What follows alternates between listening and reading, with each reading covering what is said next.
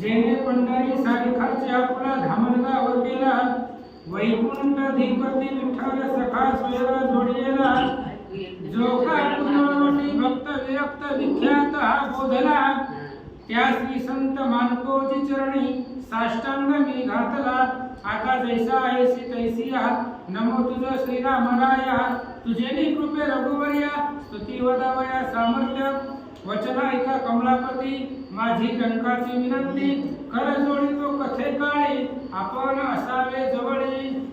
श्री गणेशाय नमः, श्री सरस्वते नमः, श्री प्रभु रामचंद्राय नमः. तो बाणा धनुष्यावरी सौमित्रे अजिला जडतरी, आकर्षण ओढवली अंतरी, काय चिंतिता झाला. कथेचं अनुसंधान इंद्रजिताचा आणि लक्ष्मणाचे युद्ध आहे. इंद्रजितापाशी माया विद्या आहे, कपट विद्या आहे. तो मेघापर्यंत गेला, आकाशामध्ये गेला, आकाशामधून युद्ध करू लागला. लक्ष्मण जमिनीवरती होते. हनुमंताने लक्ष्मणाला हातात घेतलं. लक्ष्मण घेऊन या हातात मेघापर्यंत वाढला आणि हनुमान आकाशामध्ये घेऊन गेले.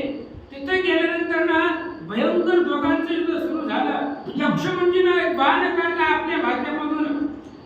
मगाशी सांगितलं महादेवाच्या डोळ्यामधला अग्नी असावा तसा प्रखर तेजस्वी तो बाण आहे.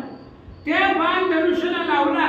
भगवान श्रीरामचंद्राचं स्मरण केलं आणि त्या बाणाला शपथ म्हणून लक्ष्मणजी काय म्हणतात? गुरुने पूर्ण ब्रह्मा सनातन, मायातीला शुद्ध चैतन्य, तो सूर्यवंशी रघुनंदन, जरी साचा असेला. आणि तो बाण धनुष्याला लावलेला आहे आणि लक्ष्मणजी बोलताय, भगवान श्रीरामचंद्र जर पूर्ण ब्रह्म असेल, मायातीत मायेच्या अलिप्त असणारा भगवान परमात्मा आहे, शुद्ध चैतन्य आहे, सूर्यवंश दिनकर असणारा तो रामचंद्र आहे, हे जर सत्य असेल तर मी स्त्रिया सोनी ब्रह्मचारी, चतुर्दश वर्षे निराहारी, काय वाचे मने अंतरी, राम उपासक जरी असे. लक्ष्मणजींनी पुढे शपथ बोलायला सुरुवात केली. माझं लग्न झालेलं आहे, मला स्त्री आहे उर्मिला नावाची, पण मला स्त्री असताना सुद्धा मी ब्रह्मचारी आहे आणि माझं ब्रह्मचारी व्रत जर सत्य असेल तर 14 वर्ष निराहारी आहे, काही मी खाल्लेलं नाहीये, 14 वर्ष उपवासी असेल, पत्नी असून ब्रह्मचारी असेल, काया वाचा मनानं अंतकरणापासून जर रामचंद्राचं स्मरण भजन केलं असेल तर मंगळ भगिनी जगन्माता, सत्य असेला पतिव्रता, रामदासत्व हनुमंता, जरी साचा घडले असेला. जगाची माता असणारी जगत जननी अंबा म्हणजे सीता, आणि ती सीता भगवती जर खरंच सत्य पतिव्रता असेल किंवा दास्यत्वामध्ये एक नंबर नाव हनुमंताचं आहे, दास्यत्व निकट हनुमंत पैकी म्हणून देखील रामचरणात. आणि तो हनुमान जर रामाचा खरंच भक्त असेल, सीता माता जर खरंच पतिव्रता असेल तर शिवकंठीचे हलाहला, नामे शमले असेल सकळ, तरी या बाणे शिरकमळ, इंद्रजिताचे खंडेला. महादेवानं विष प्राशन केलं, समुद्र मंथन झालं. का झालं? ब्रह्मशाप इंद्रासी झाला, रत्नसमूह सागरी पडला, समुद्र मंथन आरंभ केला. देवी दैत्य मेळा मिळवून या. युद्धकांडात 50व्या नंबरची होते. दुर्वास ऋषी इंद्राकडे आले होते, राजन स्वभावाचे महाराज ते, आणि आल्यानंतर इंद्राने नमस्कार केला नाही, आसनावरून उठला नाही, महाराजाला राग आला. ज्या इष्टकीचा घमंड आहे ती सगळी संपत्ती पाण्यात बुडेल पडेल म्हणून समुद्र मंथन केलं, त्याच्यामधून विष निघालं. ते विष महादेवाने प्राशन केलं. प्राशन केल्याबरोबर राम नाम कंठामध्ये धरलं आणि श्रीराम अक्षरासाठी पातके जळती कोट्यानु कोटी, तो नरसरता होय वैकुंठी, बैसपाटी ब्रह्मयाच्या राम नामाची ताकद आहे, राम नामाची शक्ती आहे. हाल विष शांत झालं. त्याचा असणारा विषाचा प्रभाव महादेवावरती झाला नाही. हे जर खरंच सत्य असेल तर याच बाणाने इंद्रजित मरेल. लक्ष्मणजी बोलतात, ऐसे चिंतोनी निजमनी, बाण सोडिला तत्क्षणी, शक्रारीचा कंठ लक्ष्मणी, गगन मार्गे जात असे. आणि अशा प्रकारचा विचार लक्ष्मणजीने मनामध्ये केला. बाण सोडला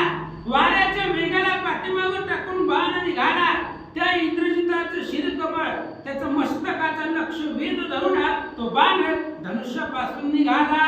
यावरी विशंशती नेत्रपुत्रा बाणते कोणी परमतीव्रा मग स्वयं निर्वाण शारा योजन्या कर्ण ओढिला.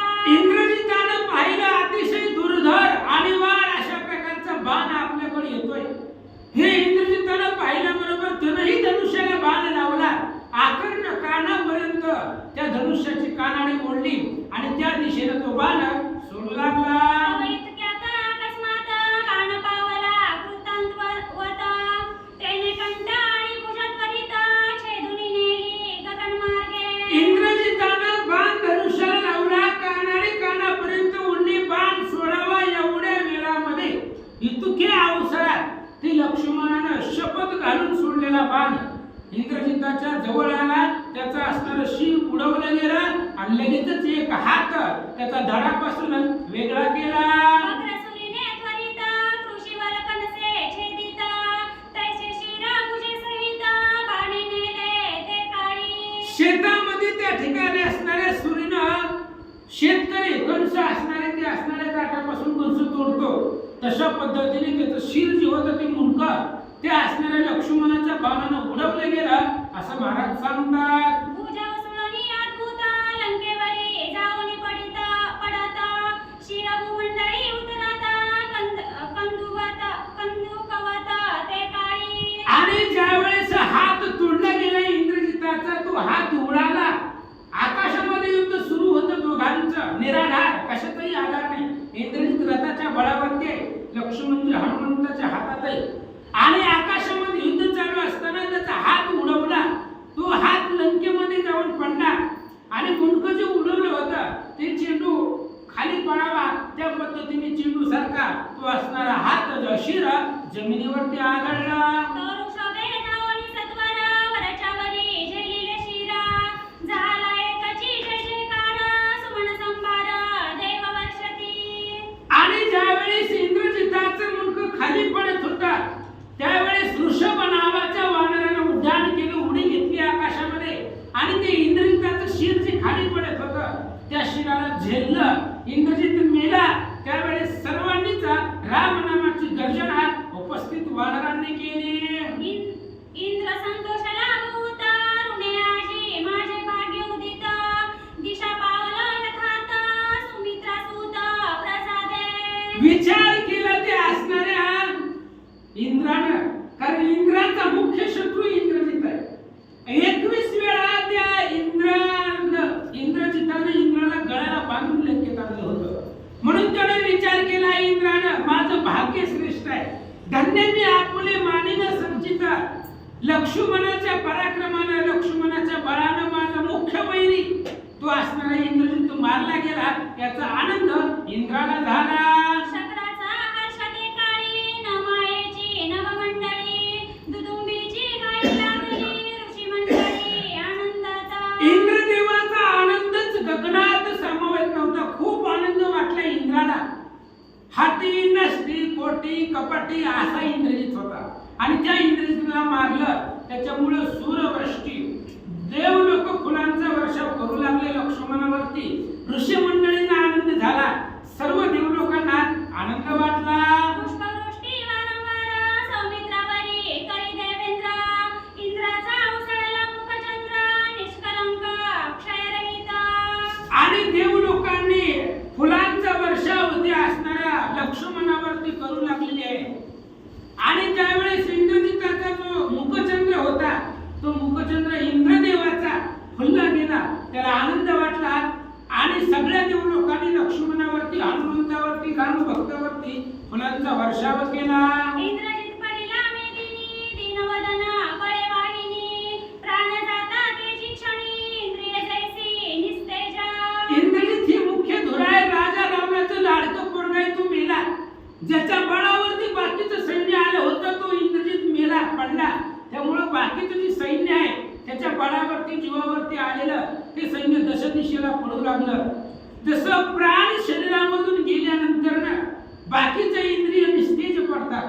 जीवच गेला तर बाकीचे इंद्रिय हालचाल करत नाही, निश्चित पडतात. तसं ते सैन्य पडू लागलं. दीप गेलिया प्रभावर्पे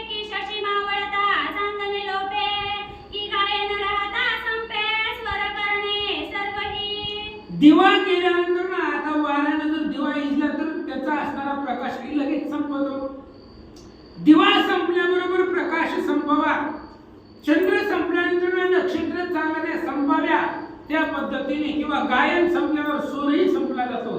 त्या पद्धतीने ते सैन्य इंग्रजीत मेल्यावर पळू लागला.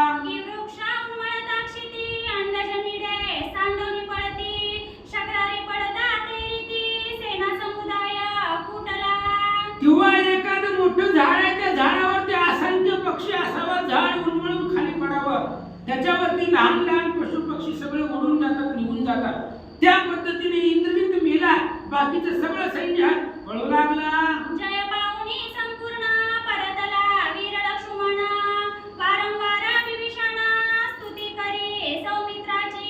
अशा पद्धतीने जय लक्ष्मणाला मिळाला. इंद्रजित रणकड्यावरती पडला, मेला. त्यावेळेस सगळे देव लोक हनुमंतराया सहित लक्ष्मणाची स्तुती करू लागले. काय म्हणतात?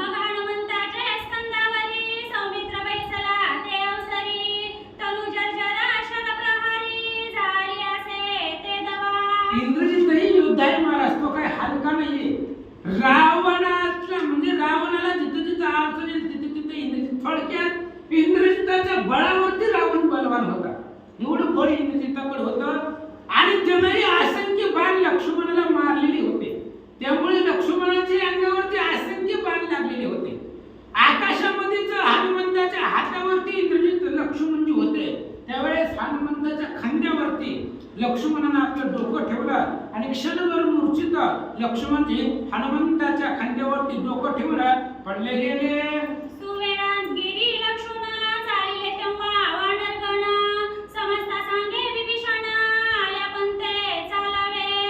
सुवेळागिरीचं लक्ष केलं, सगळे असणारे वानर निघाले. जसं इंद्रजिताला मारायला निकुंभळेला आलेले होते, तिथं 7 आवर्तन होते.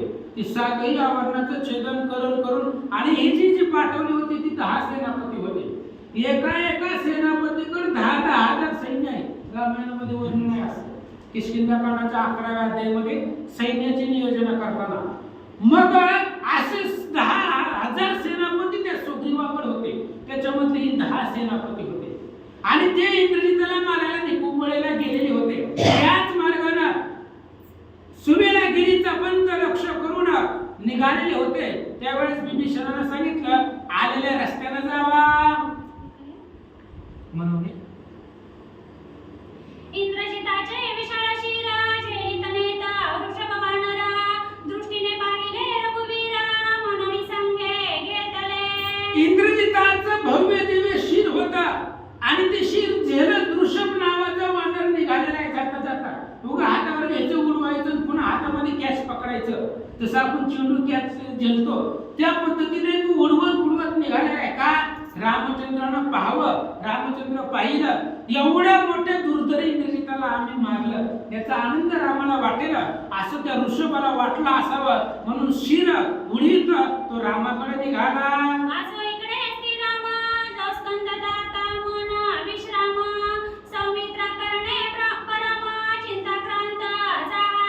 असं इकडे रामही महाराज जगाचा कार्यकर्ता आहे. जाणे मुंगीचेही मानस, मुंगीच्या मनात काय चाललंय हे रामाला कळतंय. पण आता अवतार आहे त्यामुळे मनुष्य नाट्य विटंबन सोयी आपण दालित. रामाला काय कळत नाही, सगळं कळतंय, पण आता अवताराला आलो. म्हणून रामचंद्र लक्ष्मणासाठी चिंताक्रांत झाले. जवळ बसलेला सुग्रीव राजा आहे, त्या सुग्रीवाला रामचंद्र बोलतात. काय म्हणतात?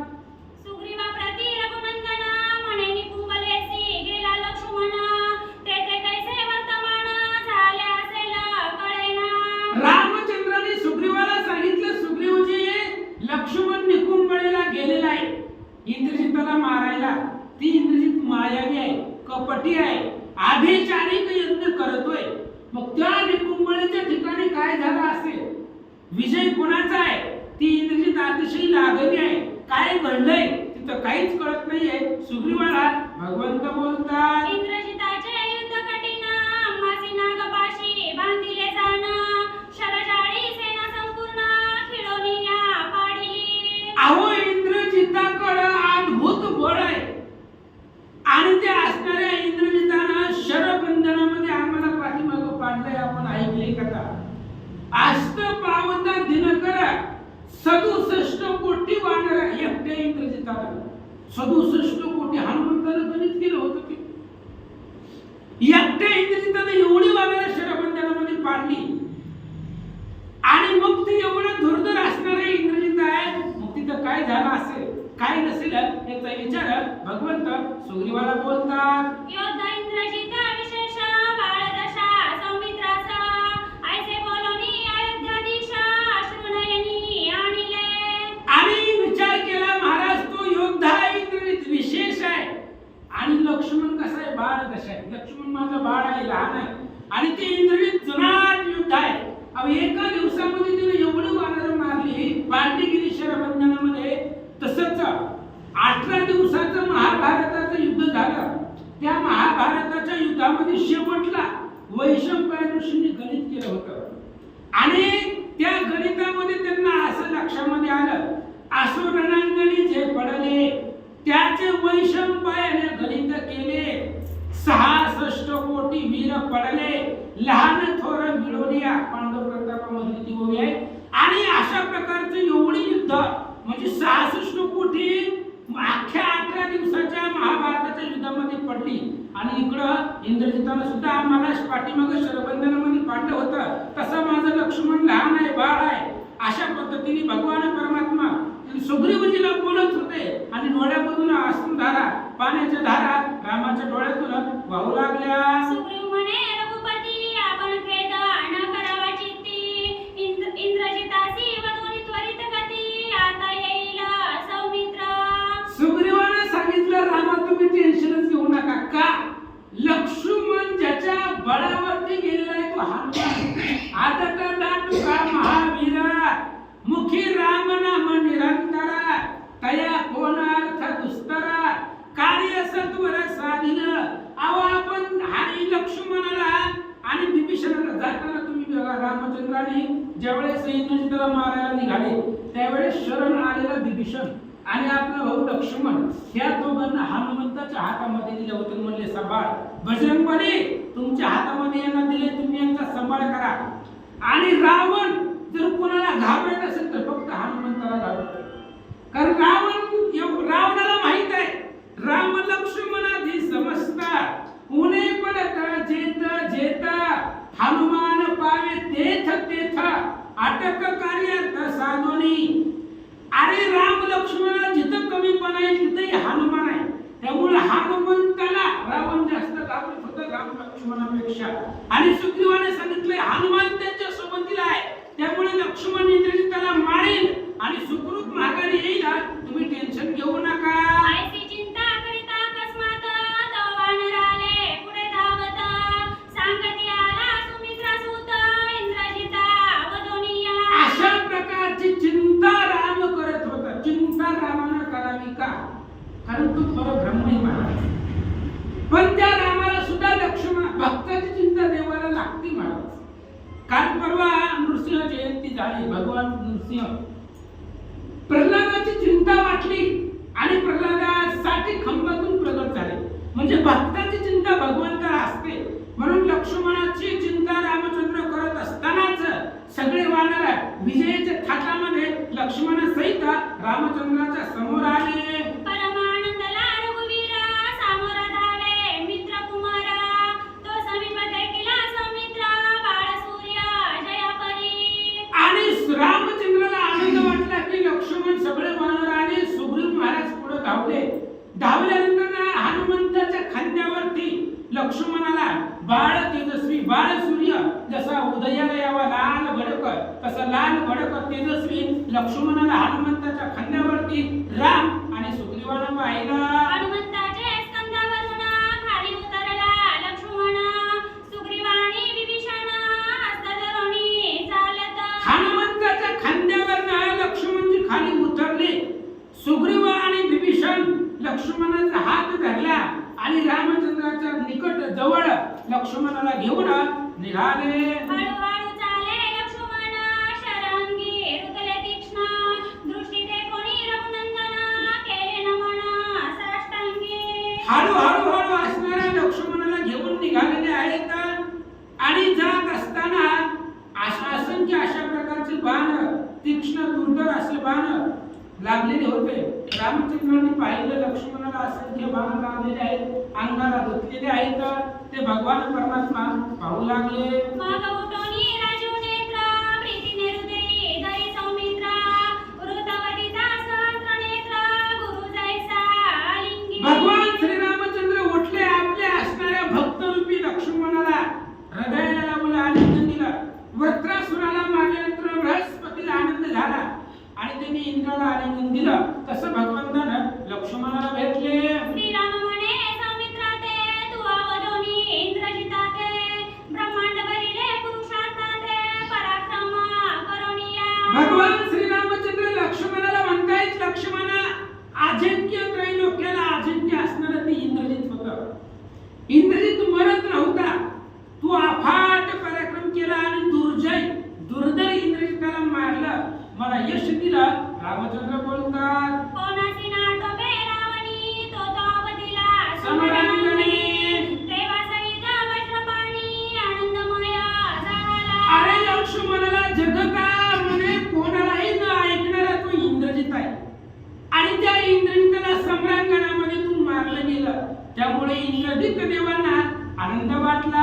ऐसे बोलोनी रघुनाथ सौमित्र मस्तकी ठेवी हस्त तेने श्रम हरपला समस्त आनंद भरित लक्ष्मण. अशा प्रकारे रामचंद्र बोलले. लक्ष्मणाच्या डोक्यावरती हात ठेवला.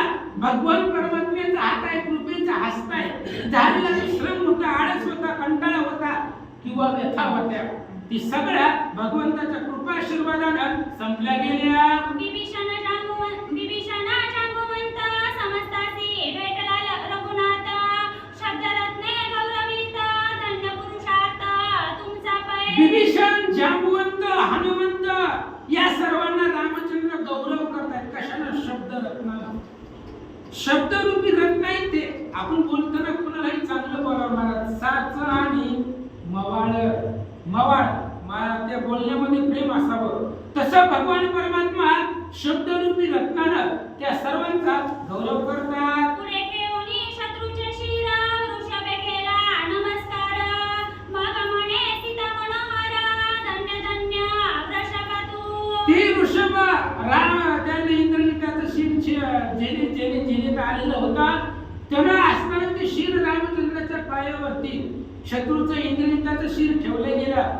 रामचंद्राला नमस्कार केला आणि रामचंद्राने सांगितलं, धन्य धन्य तो योद्धा आहे, वीर आहे. असं वृषभाला भगवंत बोलतात. आरक्त पुष्पे पूजा करून हे शिर ठेवावे जतन मागो येईल त्या लागून द्यावे लागेल शिर हे. भगवान श्री रामचंद्राने सांगितलं त्या वृषभाला, वानराला, हे शिर आहे. ह्या शिराची फुलाच्या असणाऱ्या मंचकावरती किंवा फुलामध्ये हे शिर ठेवा. कारण इंद्रजित म्हणजे राजकुमार आहे, लंकेमधला तो असणारा राजकुमार आहे. कोणीही त्या इंद्रजिताचे शिर मागायला आलं तरी आपल्याला ते शिर द्यावं लागेल, कारण नियम आहे. बिगर शिराचं शरीर दहन करू नये, शास्त्राचा नियम आहे. त्याच्यामुळं याचं शिर मागायला कोणी ना कोणी लंकेमधून येईल, त्यावेळेस शिर आपण त्याला देऊन टाकू. रामचंद्र बोलतात, सुशेनासी म्हणे रघुवीर तू वैद्य आणि प्रतापशूर तरी सौमित्रासी करावा उपचार देह जर्जर वाणी झाला. सुशेन डॉक्टराला रामचंद्राने सांगितलं, डॉक्टरजी बघा आता ह्यांना काय झालं, कोणतं औषध द्यायचं ते तुम्ही बघा. आणि लक्ष्मणाला झालेल्या व्यथा, त्याच्या असणाऱ्या जखमा, त्या असणाऱ्या सगळ्या नाहीशा करा. जर्जर झालेला देह आहे, त्याचा देह व्यवस्थित करा. असं सुशेनाला भगवंत बोलतात. मग सुशेने औषधी आणून दिव्य देही केला लक्ष्मण आसो यावरी विभीषण वर्तमान सर्व सांगे. असं मग भगवंताच्या आज्ञेवरनं सुशेनानं जी काय औषधी लागतात त्या सगळ्या असणाऱ्या औषधी लक्ष्मणाच्या शरीराला जिथं जखमा झाल्या होत्या, बाण लागले होते, तिथं औषधी लावल्या गेला. लक्ष्मणाचा दिव्य अशा प्रकारचा देह झाला. विभीषण महाराज पुढे आले आणि विभीषणाने रामचंद्राला सुवेळा पर्वतापासून गेल्यापासून महागारी येईपर्यंत काय काय घडलं सगळं सविस्तर सांगू लागले. ऐका. कैसा झाला संग्राम वीरद्वयाचा पराक्रम ते ऐकोनी मेघश्याम आश्चर्य परम करीत असे. विभीषणजीने सांगितलं, रामा इथून आम्ही गेले कसं कसं त्याने कुंभळेला गेलो ती आबिचारी ती यज्ञ करत होता त्याचा यज्ञ बाहेर येत होता वानरांनी काही काही पराक्रम केले कसं कसं त्याचा रथाचा भंग केला यज्ञाचा भंग केला दोन्ही युद्धात दोन्ही वीरांचा पराक्रम सगळा विभीषणाने सांगितलं रामाला आश्चर्य वाटलं म्हणे धन्य धन्य इंद्रजित वीरा पुरुषार्थासी नाही पार दीन करुणी देव समग्र बंदी जेने जेने घातले आणि मग रामचंद्राने विचार करायला सुरुवात केली धन्य धन्य इंद्रित योद्धा आहे त्याच्या पुरुषार्थाला पराक्रमाला ताकदीला पारावर नाही अफाट ताकद आहे देव दानवाला जन बंदीमध्ये टाकला असा तो असणारा इंद्रजित आहे अशा प्रकारच्या इंद्रजिताच्या पुरुषार्थाचं वर्णन स्वतः भगवान परमात्मा करू लागले या उपरी सुलोचना शिरमागो येईल राजीव नयना ते सुरसा कथा ऐकत श्रवणा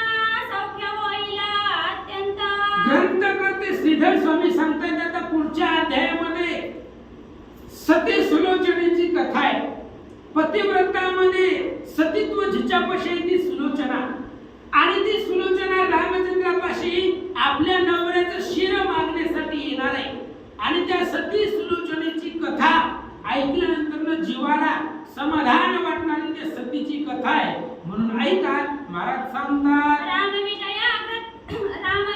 ग्रंथ प्रचंड त्यात रस भरित युद्धकांड श्रवणे पुरे सर्व गोड न लागे चाड आणि कांची रामविजय ग्रंथ आहे महाराज आणि तो असणारा ग्रंथ अतिशय सुंदर आहे त्याच्यामध्ये युद्धकांड रस भरित आहे रामायणच गोड आहे गुळाची चव जशी सांगता येत नाही तशी रामकथेची गोडी सांगता येत नाही पण ती कोणालाही नाही ज्याला ज्याच्यामध्ये आवड आहे त्याच्यासाठी ती गोड आहे पंचपक्वानाचं जेवण ठेवलंय पण एखाद्याला आवडतच नाही मग ठेवून त्याच्या पुढे काय उपयोग आहे तसं रामचंद्राची कथा आहे पण ज्याचं त्याचं भाग्य असतं महाराज ज्याच्या प्रार्थनामध्ये नशिबामध्ये आहे त्याला ती कथा ऐकायला भेटते सप्तकांडे मनोहर रचिले रामायण सुंदर एकनाथ महाराजांनी 7 कांडामध्ये रामायण लिहिलेलं आहे सुंदर अशा प्रकारचा रामायणाचा ग्रंथ रस भरित आहे ऐका ब्रह्मानंदा श्रीरामा जगद्वंद्या पूर्ण ब्रह्मा